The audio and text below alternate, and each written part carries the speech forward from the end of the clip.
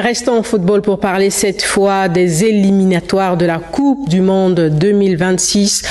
Les Panthères du Gabon sont en stage de préparation au Maroc depuis le week-end écoulé, avant les matchs du 7 juin contre la Côte d'Ivoire à Korogo et 11 juin face à la Gambie à Franceville.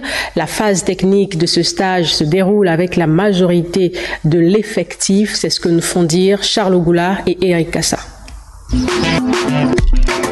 C'est ici, au somptueux centre technique de Ziyarida Palace, dans la petite ville de Ben Slimane, au Maroc, que les Panthères du Gabon ont érigé leur tanière afin d'affûter leur croc avant les face-à-face contre les éléphants de Côte d'Ivoire et les scorpions de Gambie. Plus d'une quinzaine de joueurs sont déjà dans la tanière. Les autres arrivent au compte-gouttes en raison des championnats encore en cours dans certains pays et pour des questions administratives selon les clubs. La phase technique de ce stage de préparation se déroule dans de très bonnes conditions malgré la blessure de Noah Lemina qui ne pourra malheureusement pas honorer à sa première sélection en équipe nationale. Pierre-Emerick Aubameyang est quant à lui attendu dans les prochaines heures pendant que Denis Bouanga sera l'oméga arrivé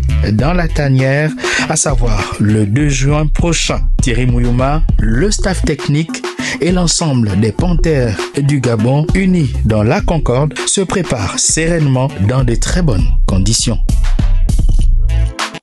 Parlons aussi de ce tournoi zonal de handball organisé par la Ligue nationale élite et les professionnels de handball, catégorie dames. Sifflotant AC s'impose face à Senior Academy au gymnase Phoenix. Le point avec Alan Medzagué et Gérard Mindou.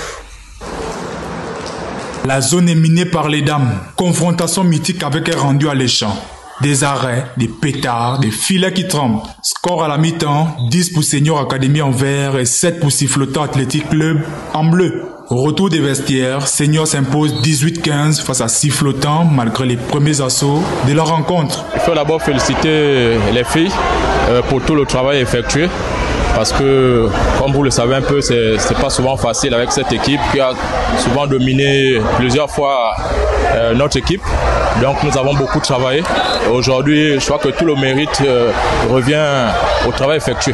Nous allons travailler encore un peu plus pour remobiliser les filles, la cohésion et l'esprit de groupe. La compétition se joue à l'usure et Sifflotant s'incline sur ses installations. Afin de sortir la tête de l'eau pour mieux respirer, les Bleus devront faire de belles choses pour la suite. Handball, on peut perdre aujourd'hui et puis demain, on va gagner. Donc, qu'elle se prépare, il faut qu'elle sache que nous sommes toujours là. C'est vrai qu'on a perdu, c'est un faux pas, c'est seulement une bataille perdue, mais pas la guerre. Le meilleur reste à venir et les regards sont déjà tournés vers les prochaines rencontres.